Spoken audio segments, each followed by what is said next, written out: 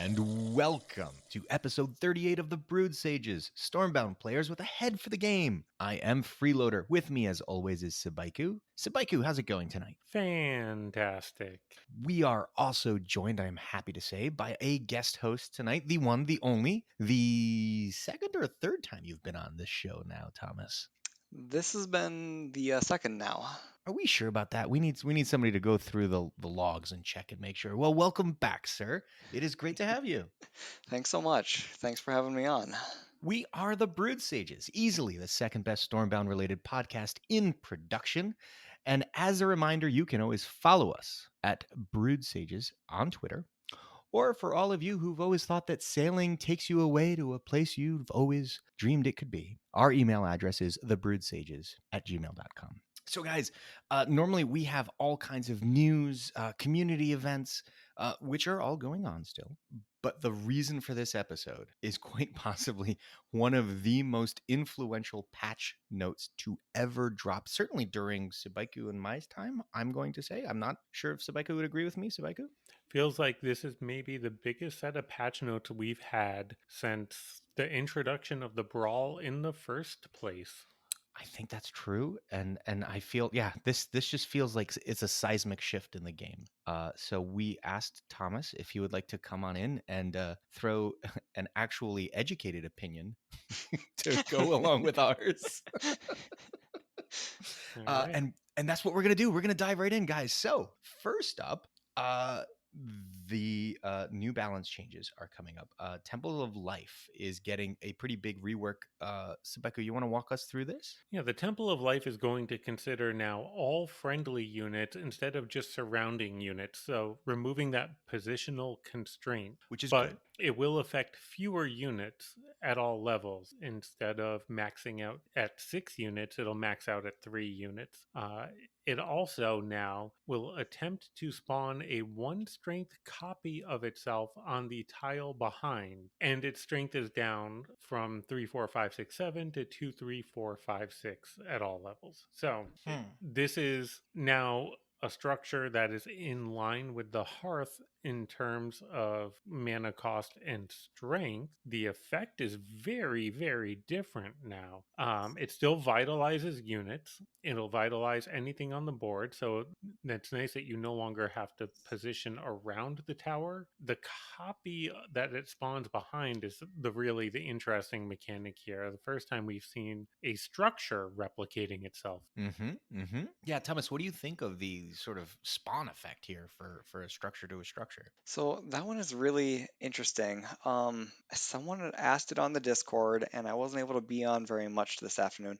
But someone had asked if that front one creates a copy behind itself. Technically, like the order of operation should be that the one behind then has the ability to create a copy, Oh, that's so on and so right. forth. I don't know if you guys were on very much this afternoon to be able to see what the answer to that was, I but believe the answer there was that it will not replicate multiple okay, times in a thank turn. goodness.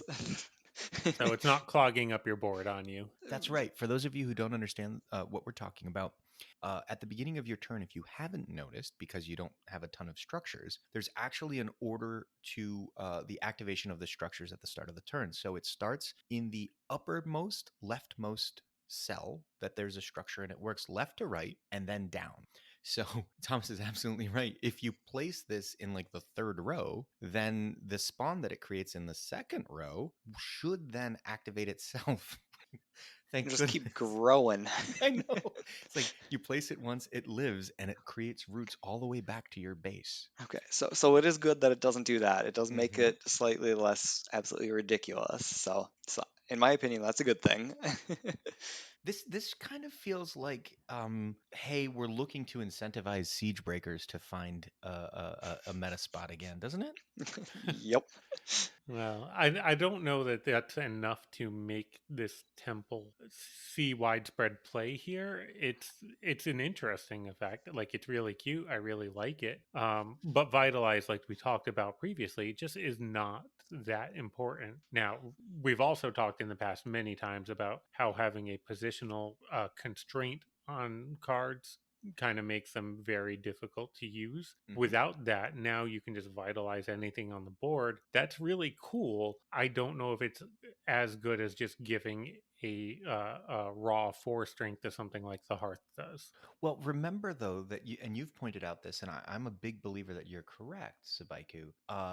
This has a much more amplified impact at low levels because when your gifted recruits is 1 health to begin with, giving it vitalize doubles its health, right? Like that's a big change versus, at level 5 up in platinum or diamond or in the Heroes League. That's less of a thing to worry about. So I do feel like this is made more for and Cat Loader agrees. It's made more for maybe silver and gold levels. At which point I look at this and think this is a lot better for them. No? So it's still going to struggle a little bit. I for sure think that it's still not going to do anything for Heroes League stuff just because of the fact that once one of your units vitalized, it can't be vitalized twice. So 4 is going to be way better than 1 or 2 that you're Mm-hmm. going to get. But then even at low levels, I'm starting to play equals finally, or have been for a couple months now. And when we're doing, man, there's so many different types. I think it's faction heroes, Mm-hmm. and in that one, you're playing winter and you're playing against winter. Apologies to all the equals players if I'm calling it the incorrect one. But one of my opponents was playing with Temple of Life, and I was playing with the Hearth. And my deck, even though almost every other card in our deck was just mirror match, I just ran over my opponent because of the. I mean, granted, again, that this was still during the this entire situational effect of surrounding, but overall, just the power level that the Hearth gives in comparison to Temple of Life, I don't think that the this change is going to have enough. That the Hearth just gives too much more power than the Temple of Life does. Yeah, I wish I could disagree with that, but I think you're right. I will say there's one other consideration, though. I've been playing a lot of Winter Rush with Hearthguards this month. Mm-hmm. And if you can get a Temple of Life that spawns behind it, now it makes it much more likely that my Hearthguards have something to trigger off of. And that Oh. might make just that might make this worth running. That's interesting. I was thinking of it more in terms of a defensive thing where it just clogs up the board and like Rain of Frog. Like I use Rain of Frogs all the time as a look, I'm throwing everything offensive and then I'm just going to play Rain and hope that clogs the board so your runners can't get to my face kind of a thing. And I feel like this can kind of do some of that, right? I place it where it's most advantageous for me. And then all the spawns are just basically getting in the way of their runners should they ever show up. But I hadn't thought about it with Hearthguards. I like that. Yeah, I think Thomas the Train there alluded to the most important point. Vitalize doesn't stack. Mm. So having a 1 strength copy of itself, right? Having 2 Temple of Lives on the board just kind of, for the most part, doesn't matter. Yeah, You're not well, seeing a benefit out of that second one. Whereas, if the Hearth expanded behind itself in the same way, I would play it 100%. I feel like at this point we are almost. I feel like Vitalize has the first couple of pieces, right? We've got the Venomfall Spire, if you will. We've got Zuri and Pog, and I kind of feel like what we're missing are the synergistic cards. We're missing the Amber Hides or the Marked as Prey, right? Like we're missing that other part of it that takes Right. advantage. Kind of like a Kindred's Grace that gives all vitalized units a strength buff or something. Oh, that would be gorgeous. Interesting.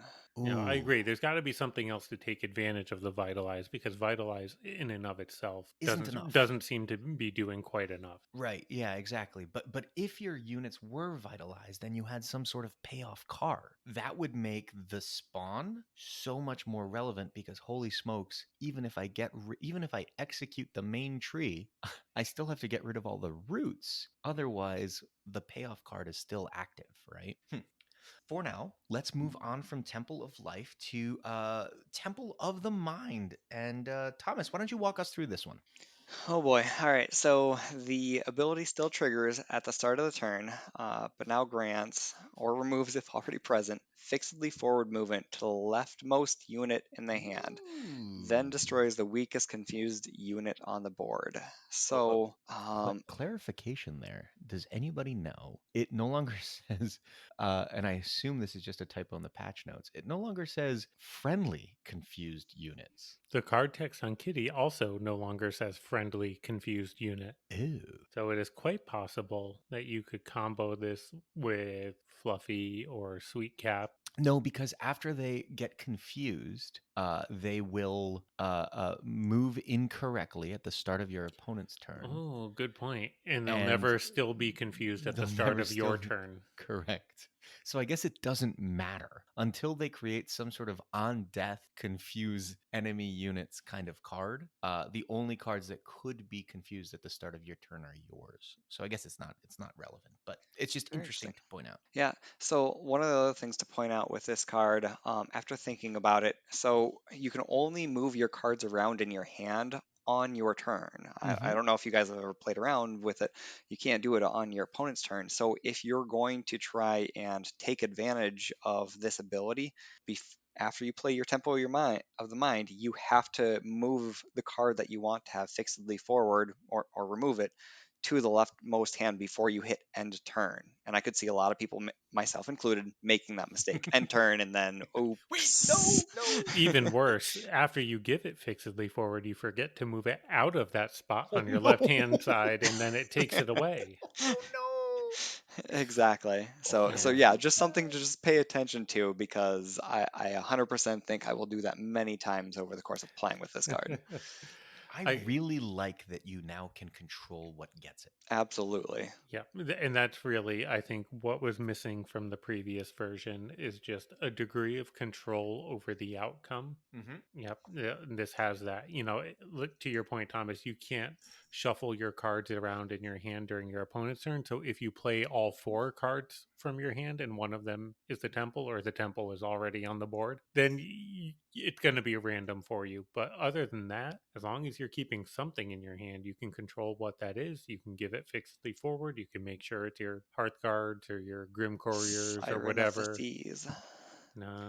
Still non-legendary, right? Oh, I think it is still non-legendary. I'm not No, it doesn't seeing say that. that. Yeah, Oh that's. my gosh. Ooh, Oh They dear. just gave it legendary status. oh dear indeed. Holy smokes, that is spicy. Literally just saw that right now for the first time. Okay, so perhaps Siren of the Seas, which would really change around the length of some of these some of these Heroes League games. Yeah, that Ooh. game lasted 8 instead of 18 minutes. Temple of Mind just went up in my status. Ooh, baby, it did. See, this is the thing that I like about this. Sabaiku and I, very early on, we did an episode on towers, and what we basically said is that they are a loss of tempo. They are an investment in future turns, right? You're basically you're killing that much mana off this turn for effectively no impact on the board Hmm. with the hope of future turns. So, it returns on future turns. And it's a question to query your opponent. Are you going to remove this or are you going to let me get the value out of it? Temple of the Mind before this change was like, I don't really care if you put it down. It's a 1 in 4 that you even get what you're hoping to get out of it, right? Now it's a legitimate threat. Now it's something that has to be considered by your opponent when you play it. I mean, as It's close not, to a yeah, guarantee as you can hope it's for. not an automatic removal, but it is a legitimate question. Do I Correct. want to remove this, or should I let him get the benefit that he's looking for? Well, no, it is just straight up now a threat because your most opponents are going to move any of their two movement cards to the left hand side Well, it's because better than those that. things already don't have a great value for How Correct. the mana cost. how much of a concern that is to you is in direct proportion to how much you are threatening their baseline. Well, but hold on a Yeah, minute. true. One of the things that I have found to be very difficult about using most 3 movement cards has just been that there's never a moment where that 3 movement works where a 2 movement wouldn't have, right? The ability to move 3 rows into a baseline sounds great until you realize the board is never that clear. Ooh, I don't know Buddy, about you got to that. start playing some Swarm. Yeah. Having messed around with the deck that I named Thomas the Train, because I stole it from you with Grim Couriers and Vindicators and I played, Yes. Ubis. yeah, so I It's didn't play. nasty, and it is very critical to be able to move three sometimes. Yep, for sure. I got good value out of Vindicators, but never, always because it was moving and giving me multiple attacks, not because it was like a deep 3 ball from center court kind of a thing with the buzzer going out. Yeah. So, Um, well, I mean, for a lot of those 3 movements, you just pair it with like a Saber Paws, and mhm. on 7 mana, you can do 7 damage to their base even if you have nothing on board. And so that's a pretty big threat. And then especially with Temple of the Mind, where you can like almost guarantee getting that 7 damage in on Right. 7 mana with 0 front is a little bit more threatening.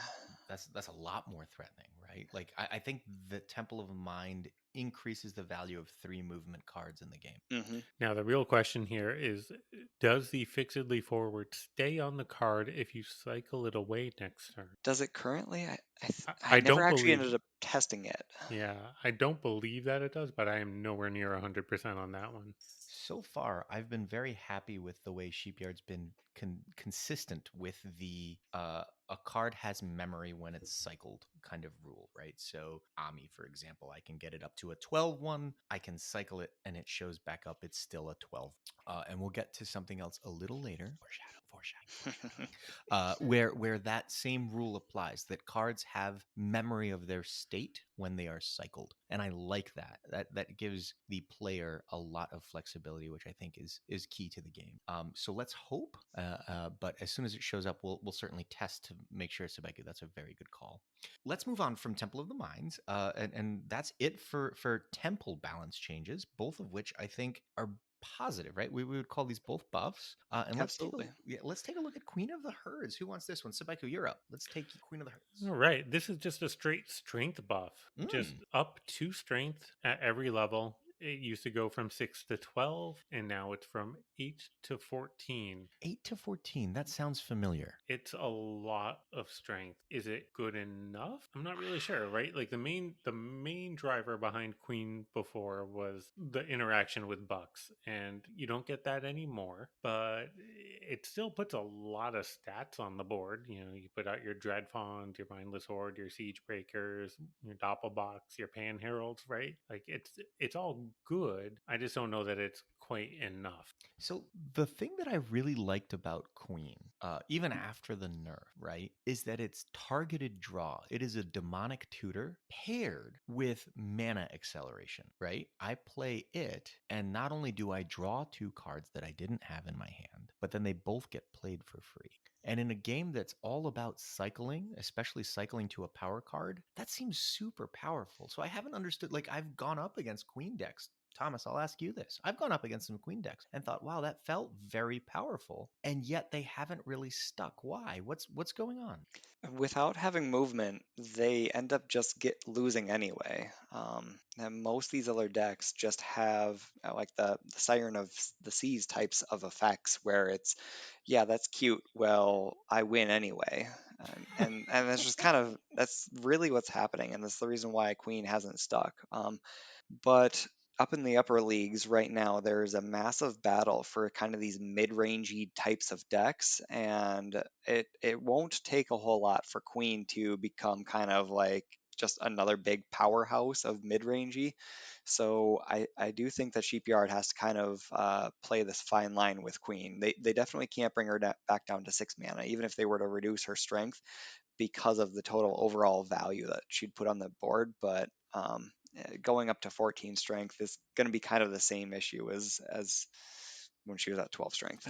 Well, but it's not just the value she puts on the board, right? To your point, let's talk about Siren of the Seas. If Siren of the Seas is your finisher in winter, you usually want to play something like Gift of the Wise and Freebooters so that you can cycle faster, so that even if you can't kill your opponent the first time with Siren, let's say you're both running Siren, you get to basically draw 2 extra cards every couple of turns in an accelerated way to get back to Siren, correct? Hmm. Queen does the same thing. I play Siren this turn, it deals half the damage. The following turn, I play Queen. Not only do I get to play Queen, she then draws me 2 cards, sticks them on the bottom of the deck with her, right? I've just accelerated my way to Siren of the Seas just as much as Freebooters would have done. Yeah, but the difference there is that gift in freebooters gives you extra mana to work with to play cards, get them out of your hand. So you're cycling even more than just the 2 cards that you're drawing Right, because you're right. cycling all the cards that Hmm. you're playing. Mm-hmm. Also, freebooters put 5 strength on the board and then lets you structure everything else the way that you want. Yep. Queen plays satyrs randomly in the row, and that tends to clog your front line so that even if you draw Siren again the very next turn, you've got nowhere to play it. Yep. And you And can't play Toxac. and then also super importantly to the next like 2 points is like with the freebooters play, generally you've got cards that have movement to help kind of reset your opponent's front to make sure that you've got some breathing room as the game continues on. Mm-hmm. Whereas obviously Queen and everything that she's going to draw that has any good value just doesn't have any movement. So whatever your opponent was already doing, they're going to continue being able to enact their game plan. To the second point, Loris. Loris will just absolutely annihilate anything that Queen brings out. Oh, And that no. I just remembered is probably the reason why Queen doesn't see any play. So do we feel like at the end of this analysis, I'll ask Sabaiku first. Sabaiku, Queen of Herds, she going to show up now? Still a niche card. I don't think this is enough to get more people experimenting with her. Okay. It just makes her power level a little better when people do experiment. Okay. Hmm. I think I can mostly agree with that. It could be one of those dancing type of situations, whereas Loris goes down in play. Mm. This Queen type of decks might make a little bit of a resurgent, and then Loris comes back in and she Yeah, goes back out, and vice that's versa. fair. That's fair because right now Loris is maybe the most popular 5 mana card I see, and you're right. That does make it very tough to play this deck. Hmm. I'm confused about one thing you've said here. What would cause Loris's play rate to drop? It's a 5 mana 10/1, even if it gets no value, which is fine. He has been going down a little bit ever since the Zuri decks have started losing a little bit of their just presence in the league. So Okay. he's starting to be removed a little bit in favor of just a few of the other random things. I've seen Void Surgers a decent amount, and I've seen Ubas coming back a little bit, but Yeah, then he baby. always pops right back up. Loris always pops right back up whenever people start playing Swarm again. Okay. All right. Well, let's move on from there to one of those potential cards that you might want to consider for Loris. Blood Ministers. Thomas, Blood Ministers is getting a rework a little bit. What's going on? It's going to be very similar to what just happened for Queen of Herds, and getting a 2 strength buff all the way across from 3 at the minimum to 8 at level 5, now at level 1, 5 strength, and then at the max level, 10 strength. Ability is going to be the exact same, so it's just straight across the board, a couple extra strength. And I want to point out this is something that we talked about almost exactly 1 year ago because the strength was decreased by 2 in July last year.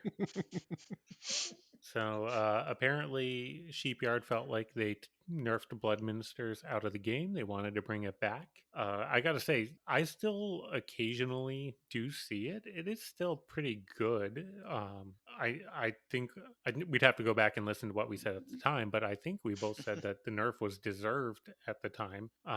So I'm a little concerned about this one. Really? Okay. Interesting. Thomas? I'm not concerned at all. I don't remember it ever having too much presence in the game. Additionally, at that point in time, if we take a look at what Shadowfen used to be, that was probably back when Shadowfen was just crazy, crazy overpowered. I mean, Yeah. I'm Oh, sure it's the Harry faction I was Chestnuts. playing, yeah. Hmm. I'm sure Harry Chestnuts was still ridiculous in the 6 mana slot, It and sure was. Brood Mother was at 7 mana at that point in time. So Now this just gives it Blood Ministers a slight fighting chance at the 6 mana slot, in my Yes, opinion. I that never that ended I, up playing Blood Ministers, but that's my opinion.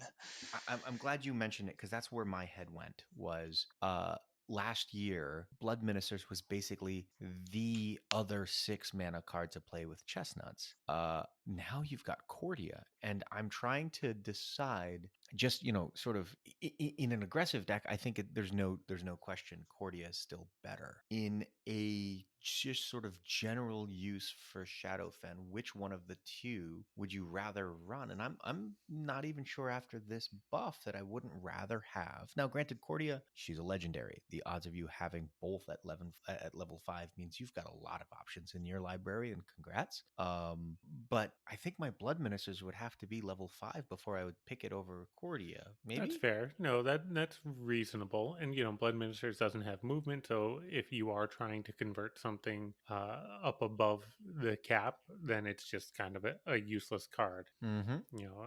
At level 5, it'll convert 7 strength. At level 4, it'll convert 6 strength. So there's some stuff definitely that you see that gets above it. On the other hand, also we've been talking about Loris already. Loris is a very good counter to Blood Ministers. You convert something, Oh, Loris no. attacks, and now it goes right back. Right? Mhm. So maybe that will keep it in check. Maybe I'm just salty because I just lost to MKM playing this card. No. But I was gonna lose that game anyway. It wasn't because he played Blood Ministers. See, I think there's a lot of cards like that actually that are cards that you're going to lose this game anyway, but that card's the salt in the wound that gets the ire of the public, that gets like the player base is like, that's the card that needs to get nerfed. And you're like, well, that card's not actually killing you. That's the coup d'etat, perhaps, but it's not, or the That's true. coup de grace, right? But you're already dead by that, right? Like if they can afford to play that, then buddy, you have bad news. All right, so I'll ask for a prediction. We've had a very bloodless year. Sabaiku, will there be blood? There will be blood. Thomas, will there be blood? Just to disagree with Sabaiku, of course not. No, there will be. There will be for sure. There will be blood. You've heard it here, folks. I drink your milkshake. All right, moving on. Rogue Sheep. This is the one that I think has everyone talking. I am so stoked about this. Yeah, I'm glad we got to this one half an hour in. Yeah, exactly. Well, you don't want to give it to them up front. They'd stop listening. At this point, they've all committed. They've listened to 30 minutes. They're going to listen to the next 30, even if they don't give a crap. Suckers. Thomas, I'll let you go. Give us Rogue Sheep. Oh my gosh, I don't even know where to start with this thing. Okay, so now instead of like just doing a little bit of a rework, they straight up just changed the card entirely. It's Mm. now down from 6 mana to 4 mana. Strength at the lower levels, it gets a small buff, so it's now from 2, 3, 4, 5, 7 to 3, 4, 5, 6, 7, and then the ability has just been straight up thrown into the garbage and restarted. So now, going forward, on play, it draws up to 1, 1, 2, 2, 3 card copies from the opponent's hand and reduces the mana cost of these copies by 1. Oh dear. Oh dear. That's nuts. All right, so let's think about this. If you get 3 cards and the mana cost of each of them is reduced by 1, then essentially you are paying 1 mana for a 7 strength. Mm-hmm. That's good. That feels pretty good. A 7 strength without movement. Yes, it is just a Cabin Girls at 4 mana, right? But it's, well, at 1 mana, it's really good though. But also, what it's doing for you is drawing you extra cards that you can play, so it has late game value. So, what you're able to play more cards than your opponent, especially because of the mana discount on them. It's I think it's going to be ridiculously good. I want to point out to our listeners, I foreshadowed this earlier. These card copies can be cycled back. You can shuffle them back into your deck without playing them. They will remember that they are single-use copies, and they will remember their mana reduction. Whenever you finally get around to playing the card, it disappears. It will not go back into your deck after you've played it once. So you get these as a one-time use. That might be all you need. Now, there is a confirmed edge case here with Ami where it is a one time use, but it will come back to your hand Mm, like Ami normally does. The question there that I asked on Discord, but we don't know the answer to yet, is does the copy keep the mana discount? that would be gross. That would be disgusting, but so It much fun. most likely does, because if I remember Ami's card right, it just returns to your hand. So therefore, if they're doing their programming correctly, it's going to come back as 2. The other thing I want to point out, because it was in fact one of my favorite frequently asked questions I've ever seen, and I know we're just going through this patch notes for the most part in order, but the fact at the end has just this wonderful question. What happens if Rogue Sheep produces a copy of a 0 mana token, like from Mers or from Harvester of Souls? And the answer is the card copy would also cost 0 mana. There is no such thing as a negative mana cost. I just thought that was great as an This is guys, this is spicy. This is going to be ridiculous. It's going to be so much fun to play with, and I really, at this point, it's definitely very obvious to me that Sheepyard is using Brawl information to continue with their gameplay. Like the Amalgamation Brawl, or however you pronounce that, Mhm. totally to me, Amalgamation. yeah, Amalgamation just totally 100% feels like they were testing what kind of bugs they could run into with Rogue Sheep, and that is what they were doing. That's such a good point. I Yeah. love that. I mean, maybe not testing, but maybe they developed this interaction in the game, and then they thought, "Hey, how can we use this other than just on Rogue Sheep?" Right? That's also possible, but I uh, like the conspiracy theory. Oh, conspiracy theory is more fun, yeah. Mhm. exactly. Now, what's well, actually, that might be why we got all three brawls being amalgamation at once because they did want to do some bug testing there. One Needed thing more play which rate. freeloader, one thing you alluded to earlier is that the new copy that you get costs 1 mana less, but if your opponent plays Rogue Sheep and that gets discounted cards into their hand, and then you play Rogue Sheep and you copy their cards that are already discounted, now you have a 2 mana less card. Oh my gosh. So And a I 0 mana Wild Saber Paws, or 4 mana Hearthguard, 7 mana Siren. I apologize to anyone who doesn't play Hearthstone, but this could potentially turn into Dragon Priest from Hearthstone, where everyone's playing Draconid operatives, and it's just like I OP your OP, who OPs my OP, who OPs your OP, it's just back and forth and back and forth. The same tokens, just everything getting reduced to 0. That would be amazing, Sulaiku.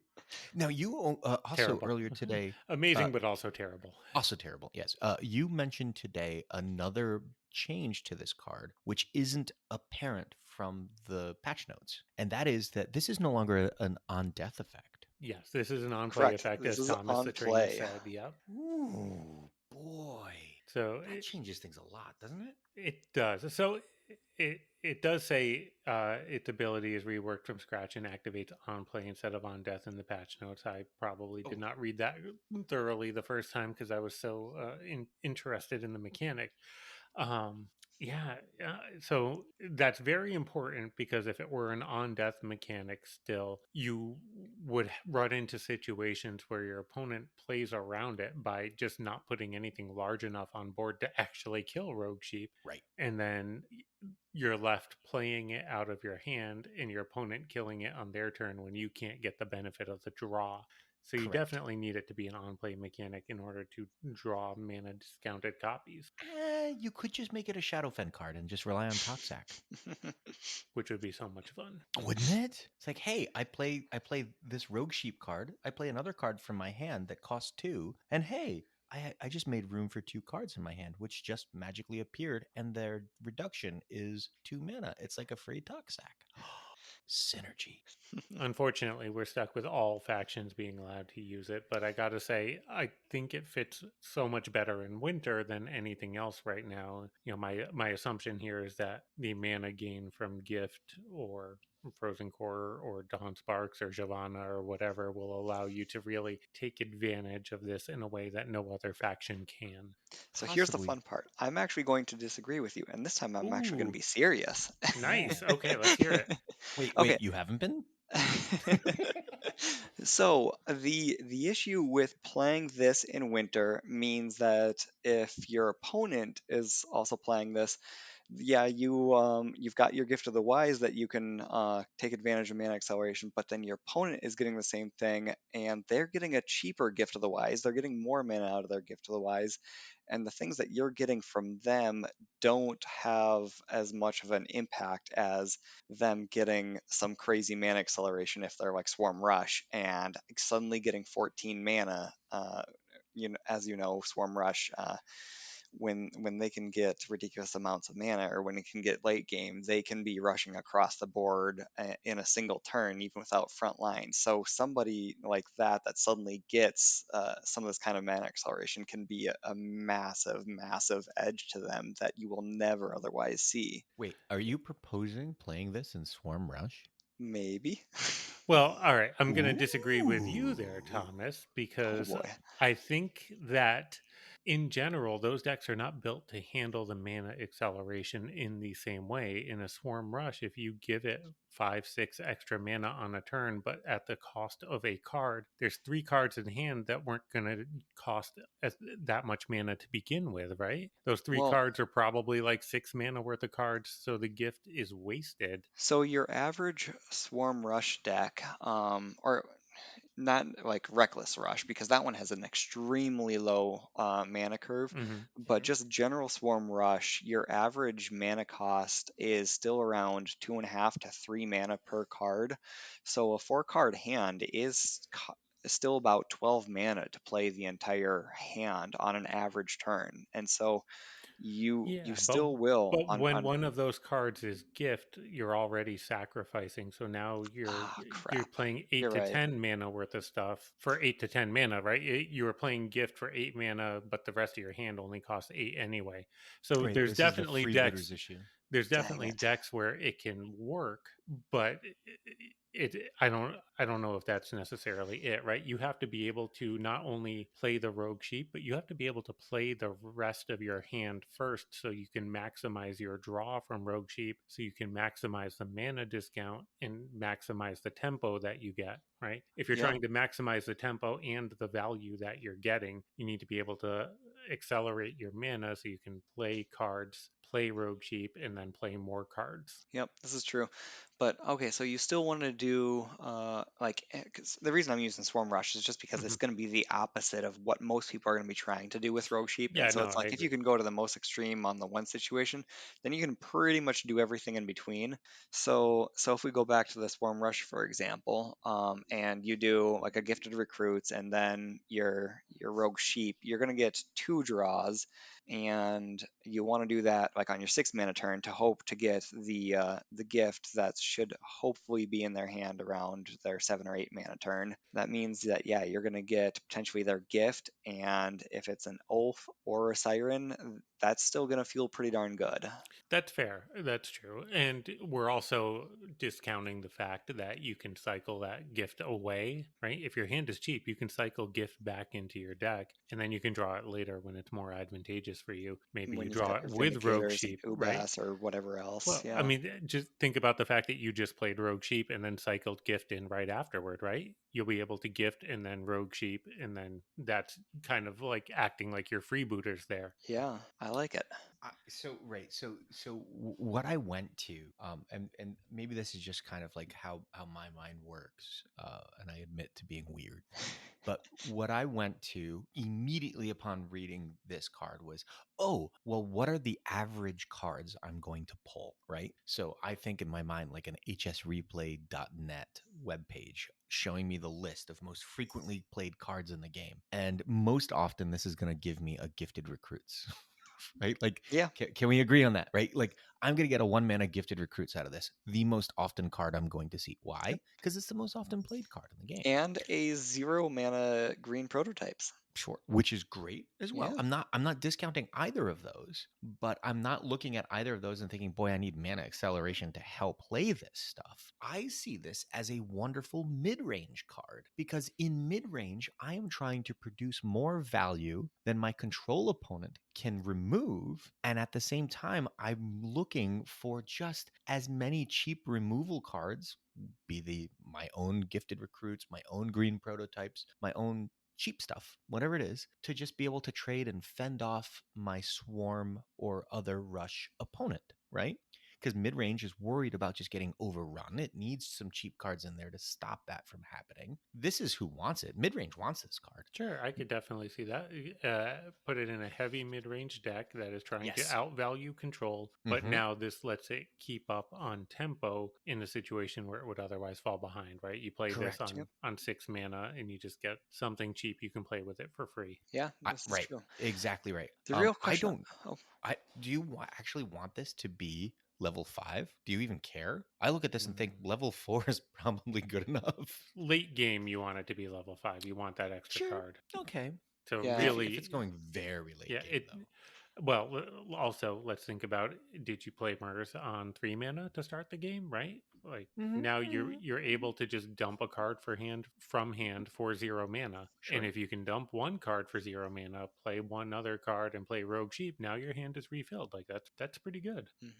So yeah, Right. that's what I was starting to wonder is like basically what you're almost referring to is like freebooters. And so it's like what I've been wondering is, does this just replace freebooters Nope. in Index Nope. or no? Nope. I think it Nope. supplements Nope. freebooters. Yeah, for the So you same play reason both that of we them? talked about before. Freebooters accelerates your own cycle and lets you get to Yes. the good cards in your deck faster. This does Yes. the opposite. This clogs your deck. Now it clogs your deck with things that are easy to play, but if you're playing like Javanna and Gift of the Wise, like you don't really have anything in your deck that can take advantage of all that mana later in the game anyway. So you want to be able to just dump as many cards as you You can. also If can't play too many cards with zero movement though. You're just kind of like when we were talking about Queen of Herds and a lot of other things. You gotta have enough cards with movement to be able to Yeah, fend off what your no, opponent is doing. I that's am true. playing freebooters in a control winter deck because I want to find Ulf and Siren. Playing this means the rest of my turn is being played playing cards that don't draw me closer. When I play a card from my deck that's in my hand, it cycles it. In order to do this, this is a value engine, which is great, but it's only helpful late game when I can already throw out all the cards from my hand and I have mana left over. Yes. Prior to that, I would prefer to throw cards out. If my hand is half cards from your deck and half cards from my deck, when I throw the cards out, well, I guess it doesn't totally. Either way, the point I'm trying to make is when I play freebooters, I remove 2 cards from my hand. That cycles me 2 closer to Siren. I play freebooters. It draws me 2 more cards, which I can then play. That's fantastic. I'm now 4 cards closer to Siren. This doesn't do that. I play 2 from my hand, draws me 2 closer to Siren. I play this, and then I play these cards out, and that's great. I'm putting more value on the board, but I'm not getting any closer to Siren with these cards. And so, in a mid range deck that cares about value on the board, yes, I want this. Maybe I don't even care about freebooters because this is more value, cheaper mana. Maybe I do because I'm playing Murs, to Sabaiku's point. Okay, fine, we play both. But a control deck that's got those 1 or 2 finishers, nope, I need those on a regular basis. If I'm playing an Aaron deck, I don't want this, right? I want my combo. I want to hit that combo often and hard. This is just kind of a distraction. Yeah, I can definitely agree with that because you would not want Aaron in the deck, and you wouldn't want to be playing against it because your opponent only has Aaron that can hit the board, and now you're getting uh, Hunter's Vengeance and Bladestorm, and you're like, well, yeah, that's great. 4 mana Blade Storm, though. Maybe you'd play that. It's great to get rid of all those Temple of Life roots. Yeah. Yeah, So no, that's fair. I don't know. I agree with you on the mid range use case though, right? If you can hit like on 5 mana, Icicle Burst, Shyvana, Rogue Sheep, and get Loris. right, like all of a sudden you hit 3 extra cards that are all mana discounted. Maybe you play some of them this turn. Maybe you just have to hold on to them for next turn. But next turn, right, you've already played a ton of stats more than your opponent for 5 mana, and then next turn you're playing a ton more stats because you have a bunch of mana discounted stuff from their hand. Like it'll feel Exactly. pretty good. Mhm. I want to play this on 6 as a mid-range deck. I'm going to play Gifted Recruits in this. I'm going to draw 2 cards. Those 2 cards, maybe it's green prototypes and I can play it for free. Fantastic. Maybe it's not. Maybe it's, I don't know, let's say Loris and their Gifted Recruits. Fantastic. That right there is 5 mana to play next turn. I'm not drawing 2 cards now. I just got in the way of my own draw, but I don't care. This is fantastic value. This is I'm going true. to spam 3 cards next turn instead of just 2. Fantastic. Sign me up. Yeah, no, you're right. It's fantastic value. You're making an investment in your tempo the next turn by getting mana, basically by getting mana acceleration in Yes. non-winter classes. Which I love. I love the fact that other classes get to do some mana acceleration in a controlled manner that I don't feel is anywhere near as broken as Gift of the Wise. Yep. Especially like you had just Subaku had mentioned that like getting this advantage later on, even starting on turn 6, you can start getting that kind of stuff immediately because even looking at like Hunter's Vengeance, if you could get like a 2 mana cost copy of Hunter's Vengeance from your opponent's hand, you can help reset the board and just kind of keep going until the game can get later for a lot of value. It's true. But I don't know if you remember, but 2 mana Hunter's Vengeance was a really It's good. broken. felt amazing. I miss it every day. but look, all of that is true. You're gonna feel like you have level 5 cards from a year ago. You're gonna hit Toxic Sack for 1 mana, Rain of Frogs for 1 mana, right? Like you're gonna hit these cards. And You're you're gonna be like this. combine it with Temple of Life, that Rain of Frogs. Yes, there it is. but That's the but in all, synergy we're looking for.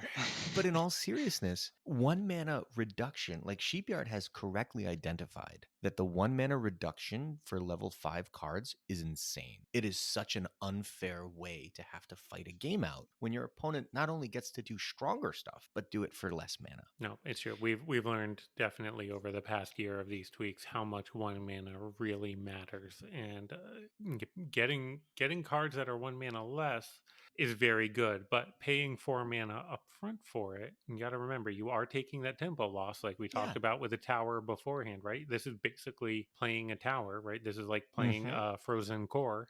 Yes. There's disadvantages there. No, for sure. Which I love. I think the card, believe it or not, I actually think this card is now not only balanced and fair, but will see play. 100%. I rate this card a 8 or a 9 out of 10. I'm not sure which one it is, but it is amazing. It'll go in probably.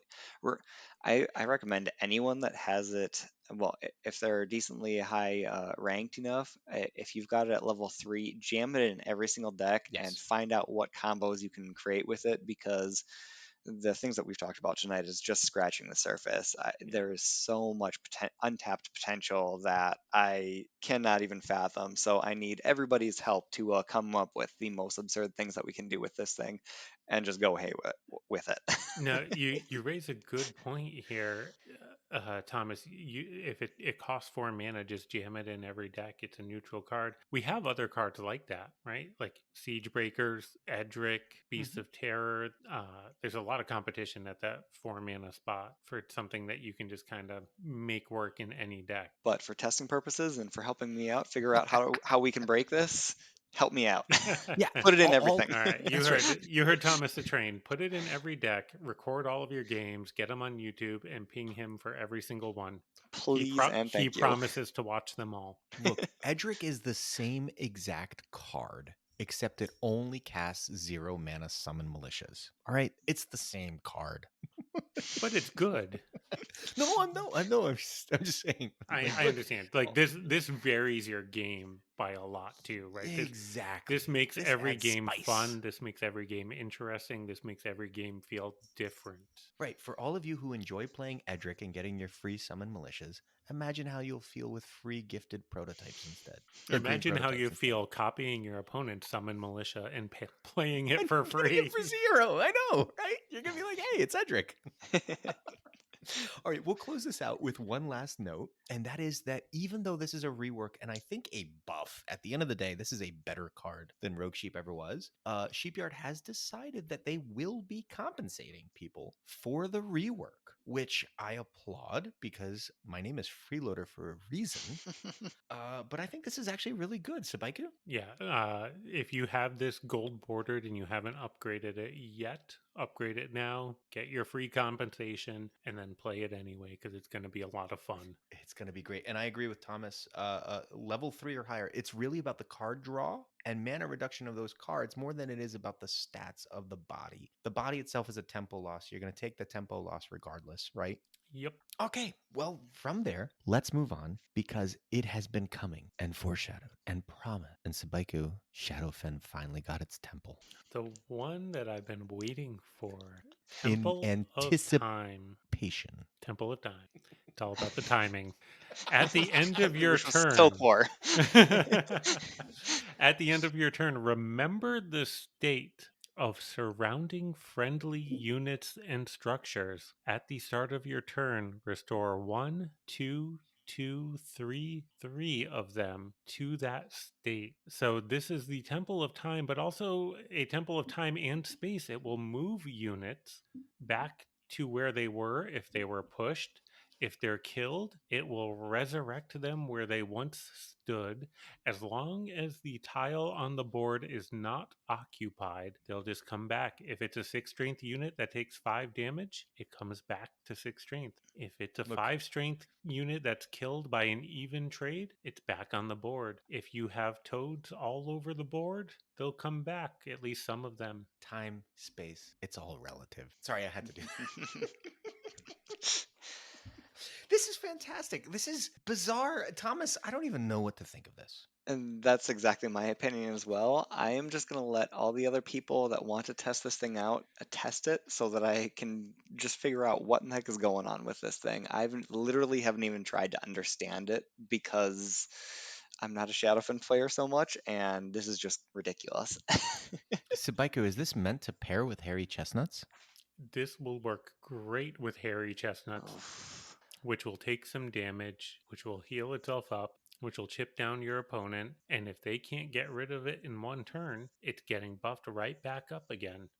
This is going to be great with a heavy mid-range deck. Maybe the most popular Shadowfen decks out there right now are Bragda decks. So imagine you stick this on the board and then you play Rain of Frogs and Bragda. Now, if your opponent can't clear out all of that, it's just all coming right back. Well, not all, but some. It is also worth noting, however, if you play a naked rain and this, and then the following turn play Bragda because you finally drew into it, Yep. one of those tokens gets a little smaller. No, this will bring back tokens for Bragda, right? The biggest problem with Bragda decks is that you have to set up the Bragda a lot of the time, or you're stuck controlling the board until you can play Rain and Bragda on the same turn, right? This will just say, oh yeah, somebody played Beasts of Terror and cleared all of your toads. Well, I'll bring back 3 of them for you. Wait a minute. I play this in rain on 5. My opponent has to either kill the tower or kill all the toads and the tower. That's not Which possible. they can't do on 6 I know, I guess they can if they're Ironclad or Shadowfen. Ironclad or Shadowfen, but if they're not Ironclad or Shadowfen, right, you're giving your opponent a choice: kill the structure or kill all the toads. And wait, sorry, let me try it again.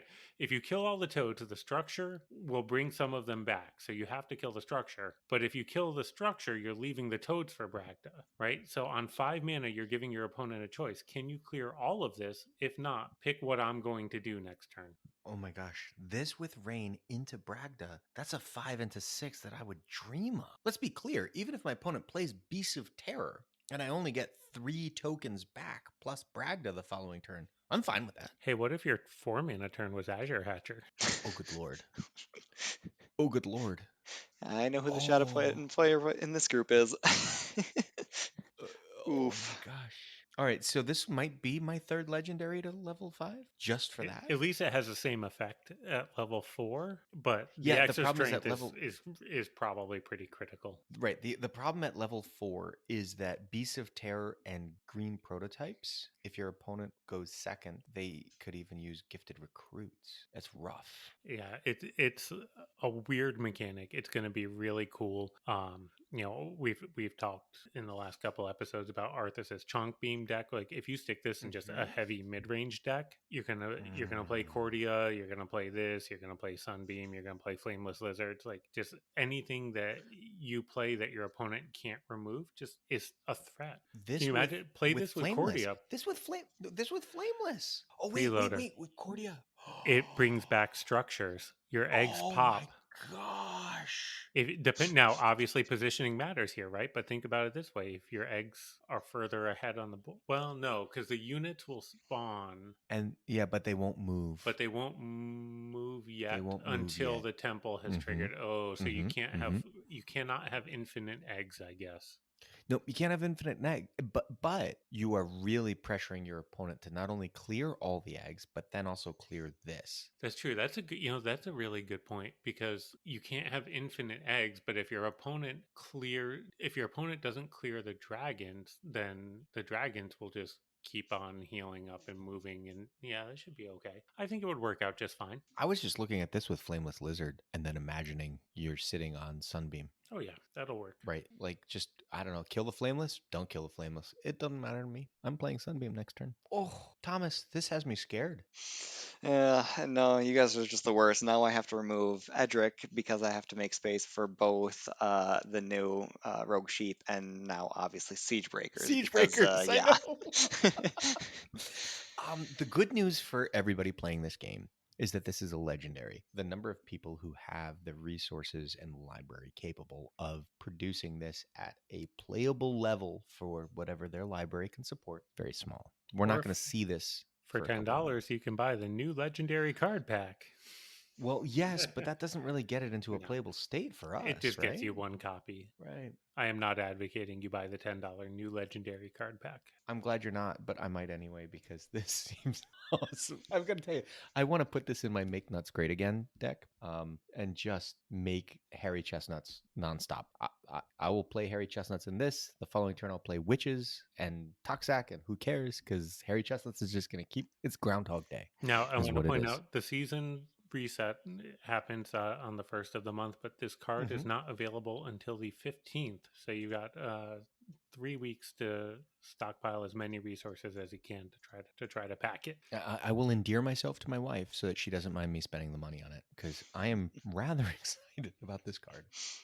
All right, guys, that's going to do it for the cards and the card changes from this incredibly large and wide in breadth patch notes. Next up, we actually have Sabaiku. You normally do these, but I'm going to give this one to Thomas because you got to do the new card. We have some new packs available to us. Thomas, walk us through the new packs. So there's going to be 3 of them. We've got the Sheepyard pack coming up, the new legendary card, which is Rogue Sheep, and then the other new legendary card, which is the Temple of Time. So when you take a look at the 3 different ones, I don't really understand why they came up with the pricing structure that they did, to be completely honest. Because if you're gonna buy one of them, you obviously just get the Sheepyard pack, the one random legendary card, 500 coins, 100 rubies, and 50 fusion stones. Because with the 50 fusion stones, if you need the one copy of the Temple of Time that you want, then you use the 30 fusion stones on that, and you still got a random legendary card. Yeah, definitely the most bang for your buck there. But I guess if you've really got to have that copy of Rogue Sheep, it's available for you. I have to admit mine's gold bordered. I need to pay to level it up to see where I'm at on it before I decide whether or not I need to buy more copies. Well, you need to pay to level it up because you're going to get compensation for it. Exactly. Yeah. Yeah. Now, there are also new books down later in the patch notes. Let's jump to that. I think this is a good time to talk about it. The Book of Magic for 40 rubies contains 3 spells. The Book of Structure for 40 rubies contains 3 structures. The book Wait. Explain. Please explain. The Book of Magic. What's in him? 3 spells with rarity odds of 50% common, 30% rare, 20% epic. Wait, so I'm guaranteed spells. If Yes. I need spells for my library. This is where you get them. You want a 20% chance of getting a Ooh. specific epic spell. There are only a few. If you really want Gift of the Wise, if you really want Kindred's Grace, it's a way to do it. Nice. Okay, so moving on from there, Book of Structures. This is this gives me ravens, right? 3 structures with the rarity odd being 50, 30, 15, 5, because there are, as of right now, 1 legendary structure, soon to Soon be two. 2. So this will give you a 5% chance at a legendary structure. Okay. The Book of Chaos, 3 cards with the word random or its equivalent in the ability. That is so. I'm sorry to do With this. rarity odds being 25% common, 25% rare, 25% epic, 25% legendary. So Tigor. you're gonna get a Tigor. I guess You're it gonna get a Tigger could like be an every. Ubis. Oh yeah, I forgot about This is that. so Could be a random. Toad, right? Toad jumps in front of a random opponent. Oh geez. Okay, so we've Oh. got 3, huh? All right. I thought it was just Tigor. It does Mers count? Mers makes a token of a random Random faction. amount. Yep. Could be MERS. Hmm. Question: Is the Loris attack order It is not. random?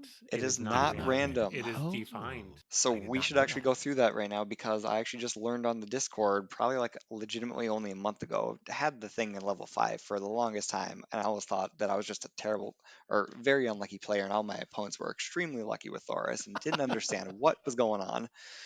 But yes, it is not random. All my opponents actually knew about the ability, and I did not. So, the way that Loris works is when you are attacking into the opponent's unit, obviously with that conditional ability of 7 strength or less, or is it 8 strength or less at level 5? Anyway, for the opponent's unit, it's the first one that is going to attack into that opponent's unit is the one that is on top, and then after that, it's the unit on that main enemy's unit's left, and then it's the right. Wait, is it my left or the enemy's left? It is going to be your left. Okay, so top, So left, right. That's the order. that is correct. It's not random, therefore I can't get it from the Book of Chaos, which is the only book I'm ever going to buy again. Well, before you commit to that, the new Book of Legends is 120 rubies and contains 3 legendary cards. That's it. What are the odds that I get a legendary? 100%. I guess 300%? Math is hard. I don't know. That is legend. Wait for it. No, it's just Dairy. legends. Nope, It's just just legend. legends.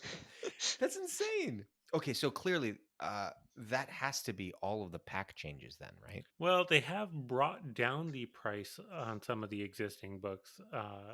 Everything that was 60 rubies is now 40 rubies. There was a book of Arc Dragons that was 120, that's now 90. Brings the price down in line with these new offerings. On top of that, uh, the odds of drawing rarities now do include a legendary for the Dragons, Elders, and Pirate books where they didn't used to. Oh, okay. Which was kind of dumb, right? Like you couldn't get a legendary dragon from the Book of Dragons, and the pricing on these was all way too expensive anyway. So I'm glad that they listened to player feedback there, brought the pricing down, made it a little more reasonable. So now if you're trying to fill out your collection by getting just dragons or just elders, at least it's kind of okay. I like that I can target, right? Because that's been one of the hardest things in the game. Like, I have not been trying to increase my ironclad library because it's just not the faction that I really want to jam right now, right? I want to jam Shadowfen. I want to jam Winter. Those are the two that I'm really working on. I need a dragon legendary, right? I'm working on Giovanna. I would like to get Cordia. This makes it easier for me to start picking and choosing what kinds of cards I'm looking for, right? This makes rubies a lot more valuable in the game, don't you think? Absolutely. So even though they're still fairly expensive for what you get, it's when you're really trying to complete that last deck that you want to have, or that like your main competitive deck, you can really target that one card that is just going to push you to that next level. So I've already seen a couple players in the Discord saying, oh, "I'm so happy that you did this. Now I can buy this specific deck or this specific pack." And even the legendary book, right? Like you get 3 legendaries, which is not as good as if you just like two of these is equivalent price to three mythic tomes. If you get three mythic tomes, you're going to get probably the same number of legendaries as if you just bought the legendary books, but there's a chance that you'll lower roll. And if the epics don't mean that much to you, if you're really just trying to target the legends, it's nice to have that as an option. Hmm. Yeah, there's no reason to ever be mad about more options. Even if you're not currently using them, at some point in time you might, and it's always nice to have more options, no matter what. Yeah, it's totally reasonable to think you could hit a point where you have maxed out all of your epics that you value, and all the other epics that are out there are just ones you don't want, whether they're in a wrong faction or they're the wrong kind of mechanic or they just don't fit your playstyle. And at that point, mythic packs stop being valuable to you in comparison to the legendary packs, right? All right, so let's move on from there because it turns out that this entire thing has just been the warm up. This is the intro act. I Now, know we're like 2 hours in, right? What are we in right now? We've now got to that be we've been in. talking for 6 hours, let's get to the new game mode. Yeah, exactly. Let's get to the actual meat and potatoes of this episode. The main act. Here it is, folks. Brawl. What is going on, Sabaiku? What on earth is this? Well, like we talked about last time with the changes that were teased, Brawl is now kind of like a dungeon run roguelike kind of adventure. Yes. You begin your Brawl in whatever tier you choose with 3 full hearts. When you lose a match, you lose a heart. If all the hearts are lost, then you get reset to the beginning of the current milestone. We've seen that mechanic. That mechanic is annoying right now. But in just another couple of days, after every victory, you'll be offered one of 2 random bonuses. There's a set of 9 possible outcomes. We'll talk about them in a minute. Some will give you resources, some will refill your hearts, some will give you extra hearts. So you get the ability to keep on progressing and take more losses than you currently would be able to. I know the 3 loss reset was terrible. I certainly played fewer brawls the last couple weeks as a result of it. And Sheepyard just flat out admitted on the Discord, hey, we made a mistake. Sorry, we rushed this part of it out. The rest of it got delayed and didn't get out when we wanted to take advantage of it. But this now lets you win a game, pick what you get as a reward. You can get additional life, you can get additional resources. So you say, hey, you know what? I won this game. I don't really care about making the next milestone. You're offering me fusion stones right now. I'm going to take them. All I can think of in looking at all of this is that this is Stormbound 2.0. This is literally the new way to enjoy the game. I'm going to ladder as a way of accumulating gold so that I can do a deeper dungeon run in the Brawl this coming week. I'm beyond. I actually have to, Thomas. You're gonna have to talk right now because I am so excited about this.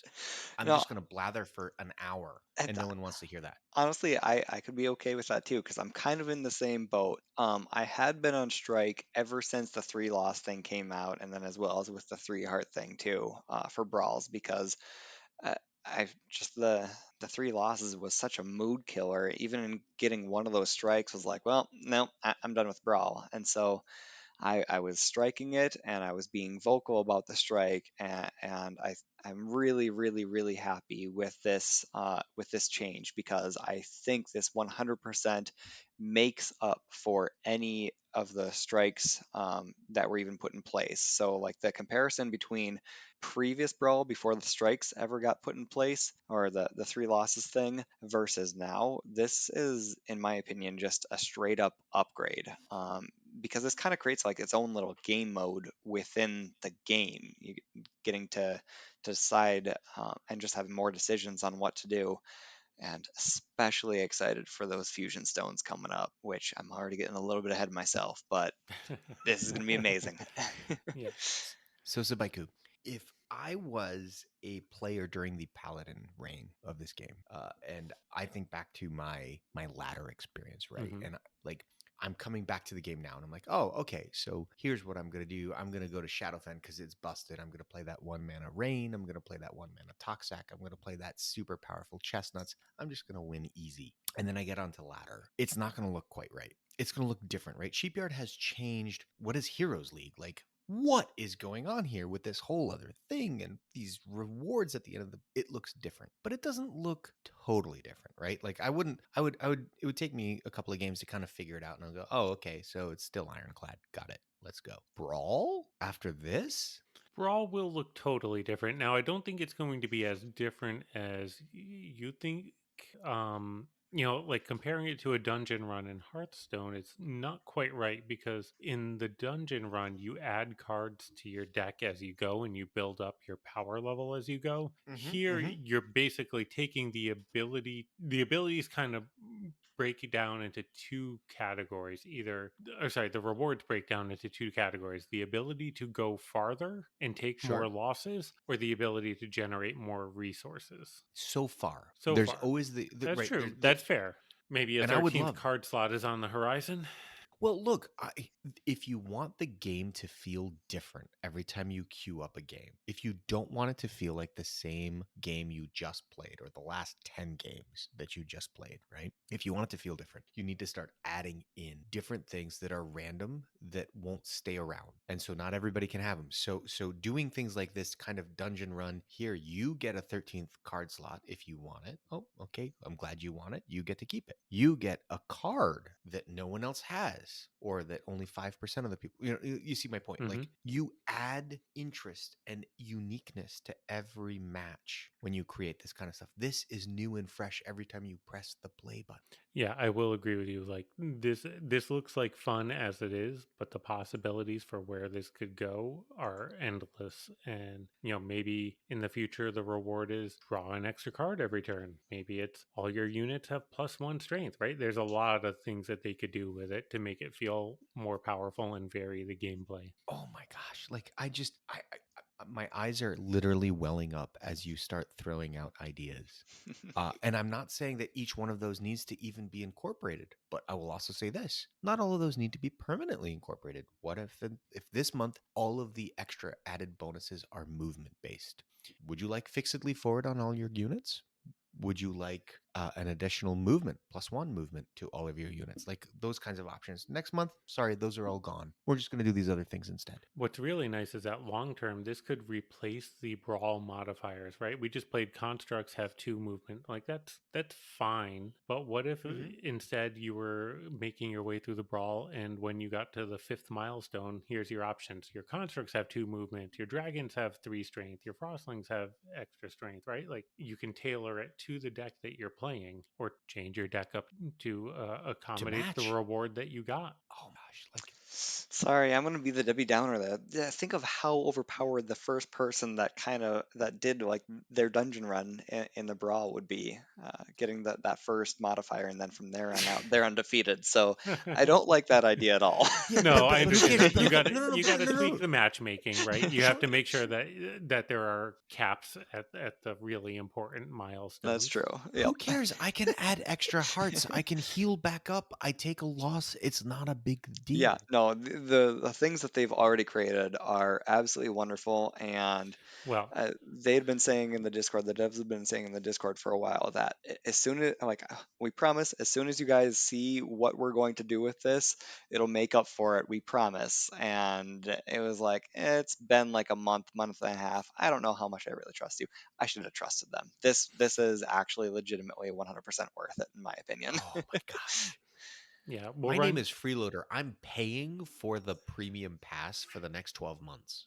I just I'm I'm just Now, saying. look, you did say you can take the loss, you have the hearts, but that's only part of the story, right? Going deep into the brawl does still take a lot of coins, and that is not as easy to come by, and that's really the limiting factor right now. We'll go through the breakdown on the victory rewards in a moment. One of them is extra coins, but it's 1 out of 9, and Yeah.